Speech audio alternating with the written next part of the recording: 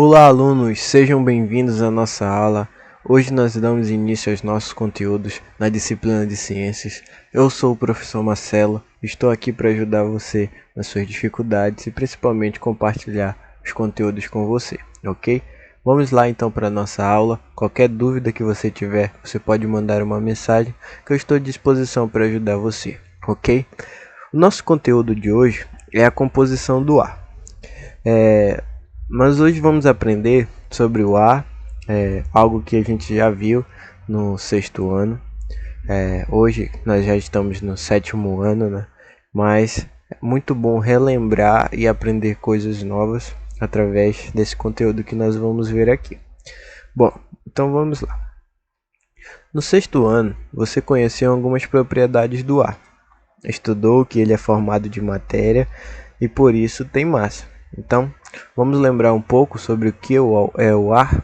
O ar como qualquer matéria, ele tem massa, né? A definição de matéria é aquela que talvez você ainda não conheça, mas eu vou trazer para você aqui, que é tudo que tem massa e ocupa um lugar no espaço, ou seja, tudo que é formado por massa e tem uma ocupação no espaço, ou seja, no nosso espaço, ao nosso redor, nós temos aí o que nós chamamos de matéria, né?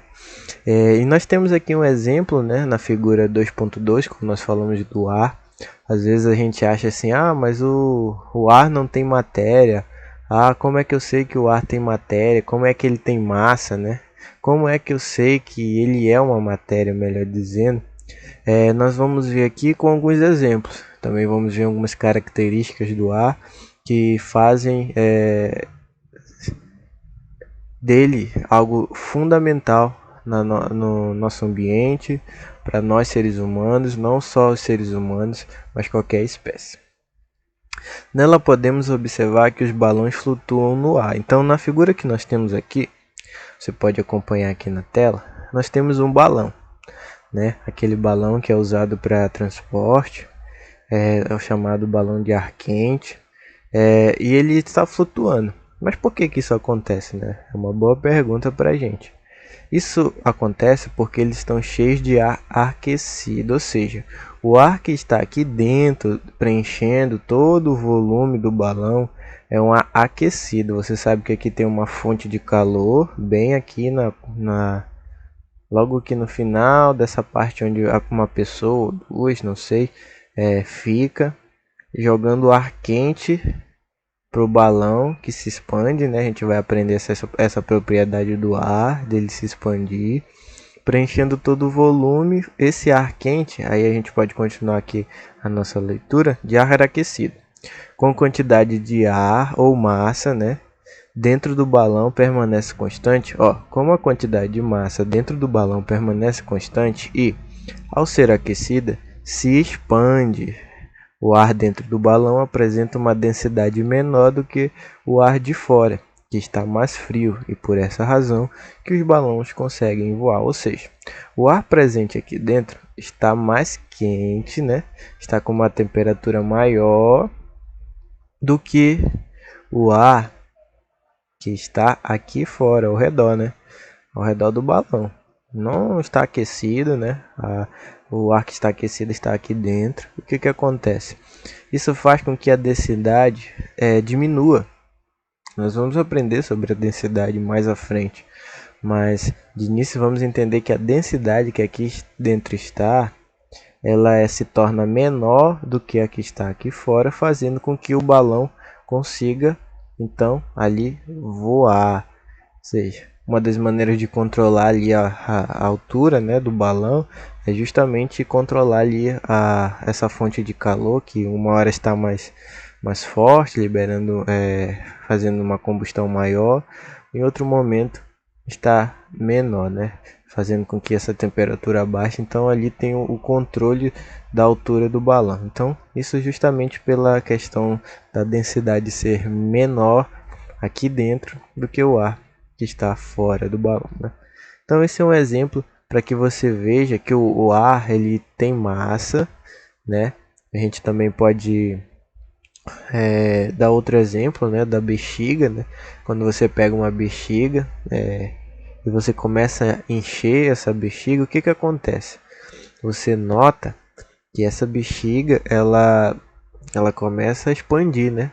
Então o ar começa a ocupar um espaço ali dentro, e se você amarrar essa bexiga e soltar, automaticamente o que acontece? A bexiga desce, ela cai. Ou seja, o que que acontece? O ar, como tem massa, tem peso, então ele tende a descer.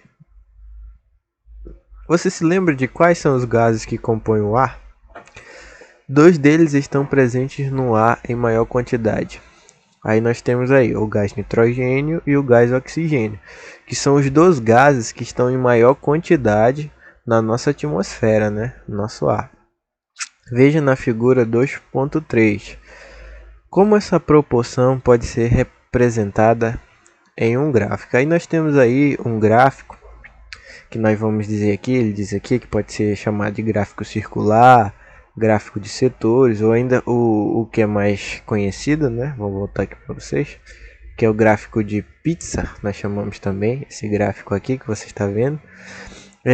Ele tem um círculo que está dividido, né, a partir do centro, de acordo com os valores de cada categoria. Aí nós temos aqui o gás nitrogênio, que é o gás mais abundante, ou seja, o que significa gás mais abundante? É o gás que está em maior quantidade no nosso ar, ocupa a maior parte da área do círculo. A gente consegue notar isso bem claro no gráfico. Nós temos aqui, então vamos lá. Vamos só terminar de ler aqui esse parágrafo, aí a gente entra na explicação a fundo do gráfico. Diz assim: o ar também contém uma proporção menor de gás carbônico e outros gases, além de uma quantidade variável de vapor de ar. Então, o que acontece aqui? Nós temos o gás nitrogênio, como nós lemos, em maior quantidade. Você nota aqui, ó, aqui onde está a mãozinha, nós temos toda essa proporção aqui representada de nitrogênio, então uma quantidade bem alta, né, chegando a quase 80%, ali, 78% de gás nitrogênio aqui no nosso ar atmosférico. A porcentagem de oxigênio é apenas de 21%. Em relação ao nitrogênio, nós temos aqui praticamente quase 4 vezes mais a quantidade de nitrogênio em relação ao oxigênio. Então, o oxigênio tem aí no nosso ar atmosférico 21%. É o segundo maior gás, né? Como a gente viu aqui, a maior quantidade de nitrogênio e a segunda de oxigênio. Professor, e quais são as outras quantidades? Esses outros gases, que um deles é o gás carbônico, ele apresenta apenas 1%, não só o gás carbônico, tá? Nós temos outros gases, gás hélio, outros gases que nós vamos estudar mais à frente, a família dos gases, né? Então, só dando assim uma rápida pincelada nesse conteúdo, né, para você entender. Então, você pode se perguntar assim: professor, mas o oxigênio é um ar extremamente importante para nós, é o ar que nós respiramos. Com certeza, você está certo. Mas o nitrogênio e o oxigênio, nós vamos aprender aqui que tem a sua importância, não só o oxigênio, mas o nitrogênio também tem a sua importância. Então, imagina que se fosse o oxigênio a maior quantidade, nós vamos ver aqui abaixo que o oxigênio é um dos componentes principais para a combustão. Você pode se perguntar, professor, o que é combustão? Nós vamos ver também aqui. Então imagina se o ar todo fosse composto de oxigênio, então a gente teria combustão aí de forma muito fácil, né? A combustão em locais assim que a gente jamais esperaria, né? Por causa dessa extrema quantidade de oxigênio. Mas vamos dar início aqui à nossa aula. Aqui ele mostra, né, outras maneiras de se apresentar os gráficos. Nós temos os gráficos de que aqui são algumas barras, né, linhas, né, tem algumas linhas na horizontal, na vertical. São coisas assim que nós podemos também identificar, né, para alguns estudos de quantidade. quando nós falamos de... Esse gráfico ele representa a mesma coisa do gráfico de pizza, né? Só que é um outro modelo de gráfico. Cada gráfico ele tem assim a sua maneira de apresentar os dados, né? Dependendo da maneira ou dos dados que você quer demonstrar, você usa um gráfico específico, né? Você não vai usar só um tipo de gráfico, você só vai ver um tipo de gráfico. Você vai ver vários tipos de gráficos. Esse é um deles, né? É o gráfico de colunas, né? Nós temos aqui as linhas verticais, horizontais. Aí aqui também representa ó, nitrogênio, nós temos 78%, é aquilo que nós vimos no gráfico de Pitts. Oxigênio, 21% e outros gases apenas 1%. Então, está apresentando as mesmas quantidades, mas em um gráfico diferente, né? Aqui nós temos também outro tipo de gráfico, né? Esse aqui já é relacionado a concentração de gás carbônico, né? Você pode perguntar para o senhor, agora nós vamos estudar sobre o gás carbônico um pouco. Esse não é o foco total da aula, mas a aula não é o início, né? Não termina só aqui. Nós vamos dar bem continuidade relacionado à importância do cuidado com a emissão de alguns gases que são, na maioria das vezes, poluentes que afetam o nosso meio ambiente, né? E aqui ele traz um gráfico da concentração de gás carbônico na atmosfera no observatório de Mauna Loa, Estados Unidos, né? Então nós temos aqui um gráfico, né, que você vê aqui a concentração desse gráfico aumentando. Você consegue ver que essa linha vai subindo? Ou seja, então quer dizer que essa concentração, a quantidade está aumentando, né? Cada ano que passa nós temos aí a concentração de gás carbônico aumentando na atmosfera. E é algo que é preocupante. Por quê? Porque gás carbônico é um gás que influencia em alguns problemas ambientais, aquecimento global. Então a gente sabe que essa concentração sendo muito alta, nós vamos ter um prejuízo muito grande na nossa atmosfera. E aqui a gente vai falar um pouco, né, sobre o gás oxigênio, que não é o maior gás, mas é um gás fundamental na nossa vida, no nosso meio ambiente, juntamente com a combustão. Aqui a gente vai aprender um pouco sobre o que é a combustão. A gente vai depois entrar nas propriedades do ar em outro material que eu preparei para vocês. Mas vamos lá. Mesmo tendo fósforo ou isqueiro, um astronauta não poderia acender uma vela na Lua. Você sabe por quê? Então você sabe por que um astronauta não consegue acender uma vela na Lua, mesmo que ele tenha um isqueiro e tenha uma vela? É o que nós precisamos, né? Se nós pegássemos aí uma vela, um isqueiro ou um fósforo, pode ser, né? Uma fonte de calor, nós poderíamos acender uma vela sem problemas, né? Mas por que um astronauta não consegue fazer isso no espaço? Você já parou para se perguntar? Ou talvez você nem sabia? Não, professor, eu não sabia dessa informação. Mas nós vamos aprender aqui o porquê, né? Para responder essa pergunta, você precisa saber que para um material queimar é necessária a presença de gás oxigênio. Ou seja, a diferença então aí é que onde os astronautas ficam, eles não têm a presença de oxigênio. Olha aí que informação importante. Então, na Lua não é possível acender o fósforo, o isqueiro ou a vela, porque lá não há gás oxigênio, né? Então, o que acontece? O processo de queima é também chamado de combustão. Então, quando você acende aí uma vela, você acende aí a boca do fogão, né, que a gente diz. Você coloca fogo no papel, por exemplo, você está fazendo aí um processo de combustão. É uma reação química, né, que nós chamamos de combustão. Mas para que você faça isso, você não depende apenas de um combustível, que pode ser uma vela, um gás, pode ser um pedaço de madeira, um carvão, e uma fonte de calor, que pode ser um isqueiro, pode ser um fósforo. Você não depende só disso, você depende também do oxigênio. Então são três coisas importantes para acontecer uma combustão: a fonte de calor, o combustível e oxigênio. que a gente chama de comburente também, né? E o que acontece aí então? Na combustão, a interação do gás oxigênio com outras substâncias são chamadas de combustíveis, né? Então, a interação ali do oxigênio com outras substâncias, né? Que são os combustíveis, né? Libera grande quantidade de energia em tão pouco tempo. A energia da combustão é usada, por exemplo, nos fogões para cozinhar os alimentos. O combustível do fogão é o gás de cozinha. Então aqui é um exemplo, né, que nós temos, para que aconteça essa chama aí, essa energia liberada aí nessa combustão, para a gente conseguir cozinhar os alimentos. O que acontece? Você tem o gás, né, ali dentro da botija, né? Esse gás é liberado.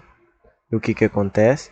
Ele entra em combustão, ele entra em contato com o oxigênio, com a fonte de calor. Que acontece é o que nós estamos vendo aqui, ó, essa chama, essa liberação de energia, essa combustão. Essa energia passa para o alimento, que acontece o cozimento, né? A preparação do alimento. Então, isso só é possível graças a esses três componentes, do qual a gente falou já, o oxigênio, que é justamente por esse motivo que os astronautas não conseguem acender uma vela, né, que foi o exemplo que nós vimos, no espaço, justamente por não ter o oxigênio. Nós temos oxigênio aqui na nossa atmosfera, no nosso ambiente, então nós conseguimos produzir essa combustão, né, através desse processo que nós aprendemos aqui. Então vamos continuar. Agora observe a figura 2.7, que mostra a mudança no tamanho de uma vela conforme ela queima. Para onde vai essa parafina? Olha o que nós temos aqui, né? Nós temos aqui uma vela. Ó, aqui ela começou, né, tamanho normal que a gente compra no mercado, né, no supermercado. Aí com o longo do tempo ela foi diminuindo. O que acontece? Nós aqui não temos, diferente do gás de cozinha, né, aqui nós já temos outro combustível. O que acontece? A combustão transforma o combustível. Qual é o combustível aqui nesse exemplo? É a parafina, que é justamente o que compõe, é a substância que compõe a vela, né? Em outras substâncias, principalmente gás carbônico e vapor de água, ou seja, essa combustão está transformando a parafina em outras substâncias. É o que nós vamos chamar de reação química, transformação química. É quando você tem uma determinada substância e essa substância se transforma em outra. Nós temos uma reação química. O que acontece aí então? Nós vimos aí a parafina se transformando em vapor de água e gás carbônico. Ou seja, ela está se transformando em outra substância. Por isso você nota que ela vai desaparecendo ao longo do tempo. Se ela não estivesse transformando, ela ia continuar no tamanho inicial, da maneira inicial. Mas como ela está se transformando em outra substância, aí você pode perguntar para o professor se é possível. Sim, nós estamos rodeados de reações químicas por aí. Então, ao todo tempo, a matéria, lembra que nós falamos de matéria ainda agora? Que é tudo que tem massa e ocupa lugar no espaço? Pois é, a matéria tem essa característica de se transformar em outra, sendo transformada, né? Que é uma das definições que a gente vai aprender mais à frente. Então nós dissemos que isso também é combustão, né? É a queima aí da parafina se transformando em outras duas substâncias. Nós vamos chamar isso de reação química ou transformação, né, química. Aí ele traz outro exemplo aqui. Para que um automóvel funcione, por exemplo, é preciso que ocorra a combustão da gasolina ou do etanol dentro do motor. Uma peça chamada vela solta, uma peça chamada vela solta uma faísca responsável por iniciar a combustão, que então libera a energia necessária para gerar o movimento. Então, esse aqui é outro exemplo que acontece também no nosso dia a dia, né? Você vê que aquilo que nós estamos estudando aqui não é algo que está distante da gente. Se você olhar para o lado, olhar para o outro, você vai ver reações químicas. Isso que nós estamos estudando aqui, as propriedades do ar, acontecendo naturalmente. Isso é algo natural, que às vezes a gente não sabe como acontece, mas quando nós vamos aprofundando nossos conhecimentos, nós vamos aprendendo em relação a esses conteúdos que são fundamentais no nosso dia a dia. Então, o que acontece no carro? O carro tem um motor, esse motor precisa de energia, né? Então precisa de uma combustão. No caso aqui nós temos o combustível. É aquilo que você já viu lá seu pai, sua mãe, ou alguém da sua família, ou até mesmo você já foi num posto de gasolina e viu o frentista colocar combustível no tanque da moto, do carro. E para onde é que vai aquele combustível? Ele vai para um reservatório. E o que acontece? Quando ele sai desse reservatório, para ele chegar no motor, ele não pode chegar daquela maneira. Ele precisa passar por uma transformação. Uma transformação que aqui vai ser uma combustão que vai gerar energia para o motor, para justamente o motor funcionar, para que a moto ou o carro ou o veículo, seja qualquer que for o veículo, que seja precise de combustível, né? Consiga se locomover. Então o que acontece aqui é uma liberação de energia através dessa reação química, ou seja, o combustível aqui pode ser a gasolina, pode ser o diesel, pode ser o etanol, dependendo do motor do carro. Aí o que acontece, tem uma peça lá dentro, né? Uma peça que é a vela, que solta uma faísca. Quando isso acontece, o combustível entra em combustão, gerando energia para o motor do carro, da moto ou de qualquer veículo, né? Isso aqui a gente pode perceber algo no nosso dia a dia, né? Que a gente vê tantos veículos, seja moto, seja um carro, um caminhão, um ônibus, ou alguns barcos também, né? Que precisam dessa reação química para se locomover, né? A energia liberada por combustão também é utilizada em usinas termoelétricas, né? Nelas, a energia da combustão de carvão ou petróleo, por exemplo, é utilizada para ferver a água e produzir vapor, que movimenta as turbinas e gera eletricidade. Então, dentro da área da eletricidade, né, algo que é fundamental para a gente, inclusive a energia que nós estamos utilizando para gravar esse vídeo, essa videoaula, você usar seu telefone, vem de uma usina, né, seja termoelétrica, seja de outra fonte de energia, né? Mas você precisa de uma energia, então essa energia vai sendo transformada. Uma combustão que é transformada em energia para aqui ele diz que é uma turbina, né, que movimenta gerando energia elétrica, que faz com que uma energia se transforme em outra energia, né? A gente não vai conseguir, por exemplo, usar essa energia da maneira que você pode pensar assim: ah, professor, então eu quero gerar energia, então vou tacar fogo em alguma coisa. Não é dessa maneira. A energia liberada nessa reação passa por um transformador até chegar na energia que nós precisamos. Então, calma aí, não vai fazer isso em casa porque não vai dar certo, tá?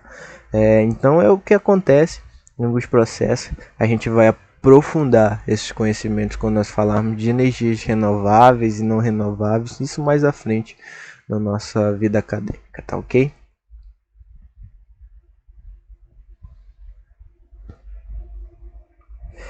Então, alunos, aqui nós encerramos a primeira parte da nossa aula.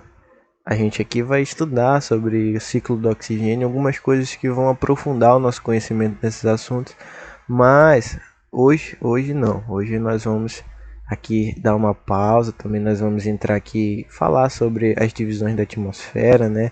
A exosfera, a termosfera, mas é um conteúdo mais à frente. Então, para a nossa apostila, para a primeira parte da nossa apostila, nós vamos encerrar por aqui, mas nessa parte. Agora nós vamos entrar aqui, eu quero que você acompanhe comigo aqui na nossa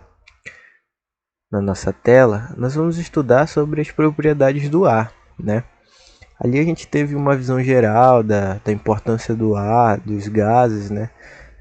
Isso sendo aplicado no nosso dia a dia, o que é o ar, né? Então nós vamos estudar sobre as propriedades, as características que o ar possui. E a primeira delas, vamos logo começar aqui do início, né? Aprendendo qual é a definição do ar, é o ar, né? A gente às vezes pode ter essa dificuldade de definir o que é o ar, professor. Eu não consigo pegar no ar, mas eu sei que é fundamental porque eu respiro através desse ar, né? É fundamental na minha respiração. Então, o que é o ar? É aquilo que eu já falei para vocês, matéria. O ar é matéria e ocupa todo o espaço do ambiente em que não exista outra matéria. Por exemplo, em uma garrafa com água pela metade, o ar ocupa a outra metade superior desta garrafa. Então a gente vê aí a abundância do ar. Olha o que ele diz. Ocupa qualquer lugar onde não exista matéria. E nós temos dois exemplos aqui. Nós temos aqui do lado direito, aqui nós temos aqui uma garrafa. Você vê que ela está com um determinado líquido pela metade, né? E na outra metade nós temos aqui a ocupação do ar, ou seja, o ar aqui está ocupando um espaço dentro da garrafa. Ah, professor, mas eu não estou vendo. Mas entenda que está, porque olha o exemplo aqui da bexiga. Você consegue ver o ar?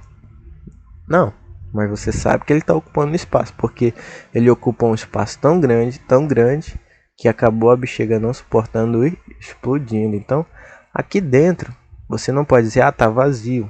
Tá vazio assim é o nosso olho nu, né? Nós não conseguimos ver, mas está preenchido pelo ar. Aí se você tampar essa garrafa, esse ar vai ficar preso aí dentro junto com o líquido. Vai ter a ocupação do ar justamente com o líquido, né? Então essa aí é a nossa definição para o que é o ar.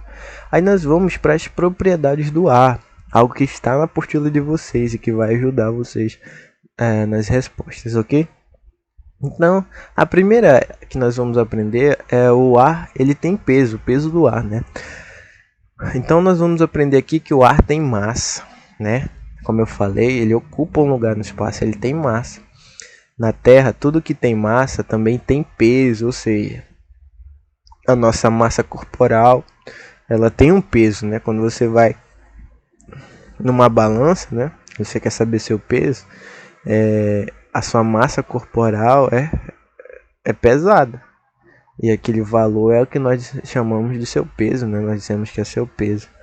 Ou seja, é atraído pela gravidade terrestre. Ou seja, quando nós temos um peso, nós somos atraídos pela gravidade. Lembra da gravidade que a gente já aprendeu lá no 6º ano? Quando nós falamos que é aquela força que existe na Terra que puxa a gente, né? Senão a gente andava flutuando por aí, mas essa gravidade nos puxa para ficarmos aqui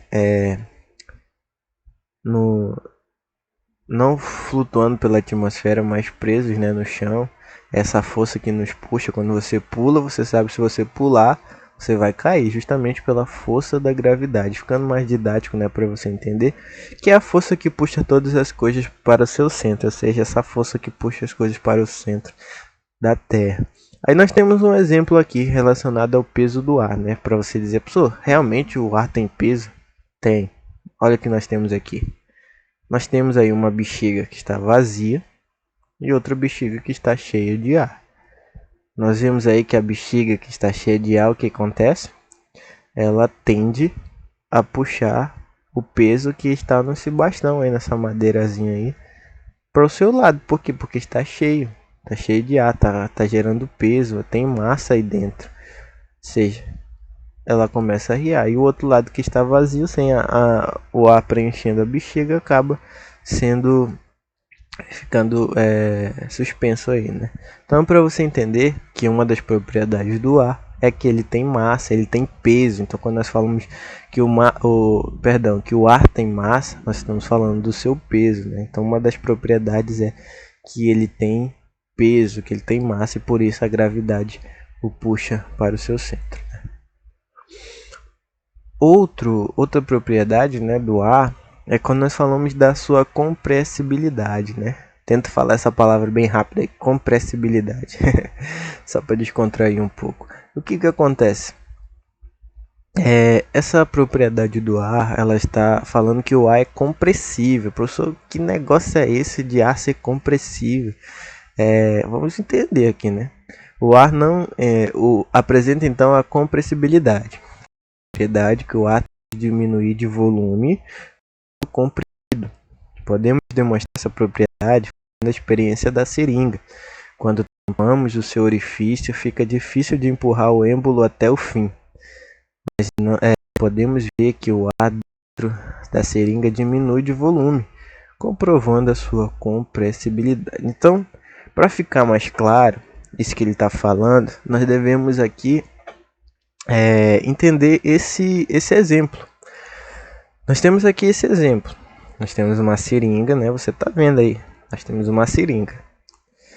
Aquela mesma seringa que você vai lá no hospital ou no posto de saúde, você precisar tomar uma injeção, né? É usado, né? Claro que é outra seringa, né? É a mesma que está na imagem, né? Que só é um exemplo. Mas vamos notar esse exemplo aqui para a gente entender o que é essa compressibilidade do ar. Por que o ar é compressível? O que acontece? Nessa primeira parte, nós temos o seguinte, ele diz o seguinte, quando tampamos o seu orifício, qual é o orifício de saída de ar, né? Se a seringa está vazia, né? Assim, de líquido, nós sabemos que se estiver vazia do líquido, vai estar preenchida pelo ar. O que acontece? Ele coloca o dedo dele aqui, ou pode ser a mão, mas que desde que faça esse realmente tampe, né, para o ar não passar. Tampou. O que acontece? Ele vai começar a pegar essa parte da seringa aqui, né, que nós chamamos de êmbolo, e começar a pressionar. Vai começar a pressionar, pressionar, pressionar, pressionar, e chegou até aqui. O que acontece aqui? Isso aqui tem ar, tem um ar presente aqui, mas você nota que, como na imagem ele mostra aqui, as moléculas, né, as partículas do ar presente aqui dentro, eles começam a ficar bem juntinhas, né? Começam a ficar ali, imagina assim, bem comprimidas mesmo, bem juntas assim, até o máximo que não dá mais para empurrar. Ou seja, o ar que estava ali meio solto, o que acontece? Ele começa a se comprimir, começa a se juntar. Essa é a propriedade do ar que nós vamos chamar de compressibilidade. Ele começa a se comprimir ali dentro desse recipiente. Justamente porque não tem saída nem daqui e nem daqui. Ele começa a se comprimir até chegar um momento que nós não conseguimos mais empurrar, porque o ar já está ali no seu máximo de compreensão, ou nós não conseguimos fazer isso naquele determinado recipiente. Aí na imagem ao lado você vê que as partículas elas já estão mais soltas. Por quê?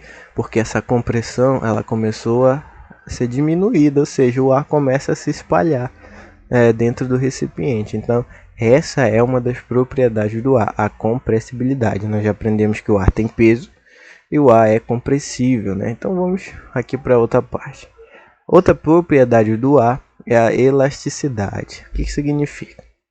Quando tampamos o orifício da seringa e depois soltamos o êmbolo, observamos que esse êmbolo tende a voltar à posição inicial. Então, o ar volta ao seu volume inicial e assim está comprovada a elasticidade do ar. Ou seja, a elasticidade é a propriedade que o ar tem de voltar ao seu volume inicial quando para a compressão. Ou seja, é basicamente não a mesma coisa, não vamos confundir, mas vamos ali entender que um princípio está associado a outro, né? Uma propriedade está associada a outra, ou seja, quando nós estávamos ali vendo o ar sendo comprimido dentro da seringa, né? Chegou um momento que não dava mais, né? Ele já tinha ocupado ali as moléculas, as partículas já estavam ali totalmente juntas, não dava mais para chegar. A partir do momento que eu liberei, eu soltei o êmbolo, o que acontece? O ar começa a se expandir, começa o que nós vamos chamar de elasticidade, a propriedade da elasticidade, ou seja, ele estava ali comprimido. Quando eu parei de comprimir, eu tirei a minha mão do êmbolo, o que acontece? Começa a expandir de novo, ou seja, isso é elasticidade. A compressão é você comprimir ali o ar, a elasticidade é o ar se trazer essa sair dessa compressão e começar a elasticidade, né? Ou seja, lá no início nós estávamos dessa maneira com a seringa. Começamos a pressionar o êmbolo ele foi comprimido. Quando o ar voltou para seu estado inicial, original, o que acontece? nós chamamos que ele fez, ele teve essa propriedade da elasticidade. Como ele tem essa propriedade da elasticidade, ele consegue voltar ao ponto inicial, né? Ou seja, ele só consegue voltar ao seu volume inicial porque ele tem elasticidade. Se ele não tivesse elasticidade, o que acontece quando nós comprimíssemos, ele ia continuar ali, não ia sair dali, ia ficar ali, porque ele não tinha essa propriedade, mas como ele tem, ele volta para o seu estado inicial, ok? Aí nós vamos encerrar falando da expansibilidade, né? O ar se expande. Quando nós falamos de expansibilidade, nós estamos falando que o ar se expande. Isso significa o que, professor? Possui a propriedade de expansibilidade. Quando uma substância é volátil, o que é, professor, essa substância volátil? Tem umas palavras aí meio estranhas pra gente, né? Mas nós vamos entendendo ao longo do tempo.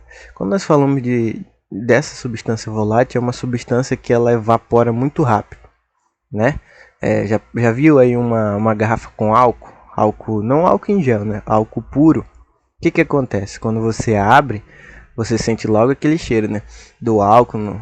Por quê? Porque é uma substância volátil, ela evapora muito rápido. É por isso que nós devemos usar o álcool em gel. Por quê? Porque o gel faz com que o álcool não evapore fácil, assim fazendo a higienização correta das nossas mãos. Olha a dica, né? Você consegue entender por quê? Então, o álcool aí ele evapora de uma maneira mas tão rápida, que a gente diz que ele é uma substância volátil, né? Que ele se transforma em gás muito rápido. Entra em contato com ar, a substância entra em contato com o ar, é por isso que nós conseguimos sentir o aroma, o cheiro, né? Sentimos o seu cheiro. Isto ocorre porque essa substância se expande, ou seja, ela estava ali no estado líquido, ela entra no estado gasoso. O que acontece? Ela se mistura, essa substância se mistura, ela se expande, porque no estado gasoso, lembra lá do sexto ano, quando nós falamos das propriedades do ar, não só do ar, mas quando nós estamos falando ali do sólido, líquido e gasoso, né? De não só do ar, mas nós falamos da água principalmente, que nós temos água líquida, também nós temos água no estado sólido, estado gasoso, nós temos ali as fases da matéria, né? Então, o que acontece? Aqui nós temos essa substância que quando ela está no estado gasoso, ela se expande muito rápido, porque essa é a característica do gás. Quando ele se expande, ele quer ocupar o volume que ele precisa. Se ele está dentro de uma bexiga, ele vai se expandir para a bexiga ficar o máximo possível. Ele vai se expandir, porque é uma propriedade dele. Ele está se expandindo. Ou seja, ele vai ocupar o maior lugar atmosférico, né? O maior volume atmosférico que ele puder, o volume maior. Então a expansibilidade é isso. A expansibilidade do ar é a propriedade que o ar tem de aumentar de volume, ocupando todo o lugar disponível. Ou seja, nós temos ali, por exemplo, uma substância que está presente dentro de um frasco de perfume, por exemplo. Você nota quando você começa a usar esse perfume, o que acontece? Você começa a sentir o aroma. Por quê? Porque ali aquela substância ela está entrando em outro estado físico da matéria, né? Ela está evaporando, não evaporando e sumindo, não. Ela está se tornando gás. Por isso que nós conseguimos sentir. Ou seja, ela começa a ocupar um espaço maior, né, do que aquele frascozinho, porque ela está no estado líquido, então ela não consegue ter essa expansibilidade tão grande quanto o gás. O que acontece? Nós vemos aqui no nosso exemplo. Nós temos dois exemplos. Isso é um exemplo, né? Nós temos aí o ar frio. Olha como acontece. Imagine que cada pontinho verde desse aqui é uma partícula, é uma molécula do ar. Mas aqui está frio, né? Mas se você aquecer, olha como ele vai começar a expandir e vai ocupar, vai fazer com que essa bexiga aumente. Isso é a mesma coisa que acontece naquele balão de ar, aquilo que a gente começou lá no início da nossa aula dando exemplo. Você vê aqui que o ar está frio, mas começa a aquecer esse ar, que você vai ver essa bexiga ganhar volume, né? Ele está aumentando de volume. Então o que acontece aqui? É justamente isso, né? É uma propriedade do ar ser expansivo, ocupar. Aqui é outro exemplo, né? Uma pessoa enchendo uma bexiga. O ar que está presente aqui dentro, ele tem um certo volume, né? Porque o recipiente só dá essa quantidade de volume para ele. Então, mas quando ele entra num recipiente, no caso de a bexiga, que consegue ter um volume maior, aí ele começa a se expandir. Por quê? Porque o ar se expande, a expansibilidade, né? Então, essas são algumas das propriedades do ar. Nós vimos aqui no início da nossa aula, nós falamos de alguns exemplos do ar, no nosso dia a dia. Aí nós entramos nas propriedades também, trazendo alguns exemplos para vocês. Eu acredito que ficou clara a nossa aula. Qualquer dúvida, você pode entrar em contato. Deixa aí, eu vou deixar no link sempre o meu contato para você tirar qualquer dúvida. Quero agradecer a participação de todos. Responda as suas atividades. Eu sou o professor Marcelo e espero vocês até a próxima aula. Tchau!